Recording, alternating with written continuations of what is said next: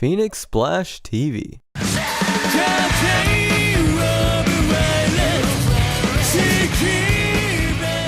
I have never seen so many requests for a video as much as I've seen for GazettE, and I guess that's because I didn't realize how popular they were. But yes, it's time to talk about the GazettE. Now, in the world of Jrock, there are those who really like the GazettE and those who really hate them. Some say that they're amazing songwriters, while others say that they're just dancing in the shadows of the Jrock giant known as Dir in Grey. Some people call them biters, while other people call them geniuses. So just who are the GazettE? Well, let's take a look. It was the height of Visual Kei, and Japanese audiences were exposed to bands following in X Japan's footsteps. Visual Kei bands were pretty much everywhere, and many of them came and went. Many bands would form and then disband, a story that many know pretty well. After being in many failed bands, Ruki, a vocalist, Reita, a bass player, and Unru decided to form together and take one last stab at starting a successful rock band. They decided to call the band GazettE, which is a pretty good name for a band. Over time, a second guitar player named Aoi would join the band, and they recruited a drummer named Yune. Over time, Yune would later quit the band and would later be replaced by a pretty amazing drummer named Kai. Kai apparently acts as the leader of GazettE. As a band, they would release many albums and EPs, all of which did pretty well on the Oricon charts. I have a funny story about how I was introduced to the GazettE. In my high school days, pirated video games and music from Japan was being given out or sold by a couple friends of mine. I had already heard of Dir in Grey and was already a big fan of them, so I wanted more Dir in Grey. I got a disc from one of the friends, and the disc just simply had the name Dir in Grey written in Sharpie on it. The disc was mislabeled, and what I heard instead was the GazettE, but I actually could not tell the difference between the two. For quite a long time, one of my favorite Dir in Grey songs was Rayla, a song that they didn't even write or perform. Nonetheless, I figured it out and was pretty shocked that this was an entirely different band. So my first impression of GazettE was really weird, but at the end of the day, I really liked what I was hearing. Now, you can't talk about the GazettE without talking about the many comparisons that they have with Dir in Grey. Many people say that the GazettE downright rips off Dir in Grey, from lyrics to imagery and yes, even music composition. Many people have even asked what my opinion on this is. So what is my opinion on this? It really depends on what your definition of a ripoff is. Mine is pretty simple. If a band takes another song's melody and chord progression, I identify it as a ripoff. There are many examples of this in both Jrock, pop, and American music, pretty much everywhere.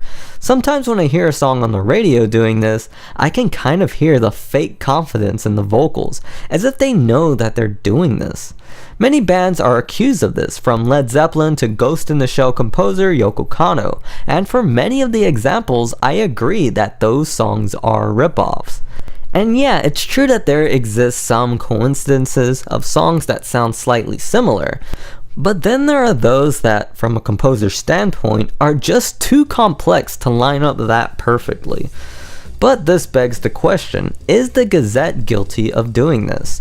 Now, I'll admit I'm not the biggest GazettE fan, but I have heard a ton of their music over the years, and I can easily answer that the GazettE does not do this. But then, how do they get a sound so similar to Dir in Grey without taking their chord progressions or melodies? The answer is instrumentation, or instrument choices. Let's talk about a song I brought up earlier, Rayla, and compare it to Dir in Grey's Akura no Oka. Both are really good songs, both utilize acoustic and clean guitar sounds, but then venture off into totally different areas. Akura no Oka has a call and response thing going on in the melody, which GazettE could have easily copied, but chose not to.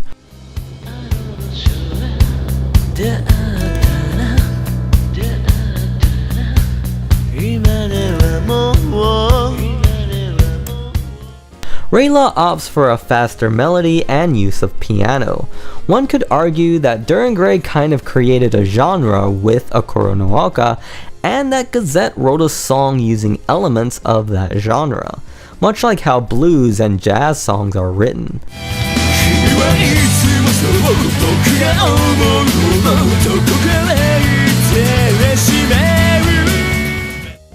I'm aware that this is just one example, but there are others that kind of fall into the same kind of thing. Plagiarism kind of bugs me when it comes to composition, and so many great composers are sometimes guilty of it. But as far as I know, GazettE has not met my definition of plagiarism. And as far as lyrics go, I'm not really the person to talk to about that, because I never really dived into Gazette's lyrics as much as I did Duran Gray's. So that's probably a whole nother discussion for later. Now there are some great composers within the GazettE. Now like Duran Gray, it's kind of hard to find out who composes what due to the fact that they all receive credit on the composition. But they utilize all the things that I think make Jrock great. Use of key changes, interesting harmonic progressions, and great melodies. A lot of their early stuff actually reminds me of Lunacy, now that I think about it. I like just about everything about the GazettE. Like I said before, their drummer really impresses me. He has a personality that just captures the audience. And I've seen so many drummers try to do the exact same things that he does and not get the same response. But if I had to point out my favorite thing about the GazettE, it would be Ruki the vocalist. Key changes get pretty wild in the GazettE, and to go directly into them as well as Ruki does live is a feat all within itself. And I really like his singing a lot, and yeah, sure, it might be similar to Kyo's, but that's not a bad thing. Sure, the tone is kind of the same, but the rhythmic choices and melody choices are pretty different. I remember one time I was really getting into piano and classical music, you know, stuff like Chopin, and I just decided to look for a bunch of random piano music to sight read. And me being curious about Japanese composers, I got some Japanese classical sheet music samples that I could read. Many of it was Ryuichi Sakamoto, but there was one titled People Error, and the author was just named GazettE. I actually thought that there was a classical composer going by the name GazettE, but later found out that the band GazettE has a song titled People Error, and it was the same song that I read.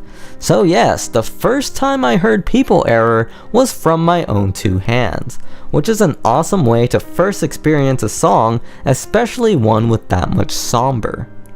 So that was GazettE. I know I may not be the biggest fan of them, but for some reason they just keep popping up in random areas of my life.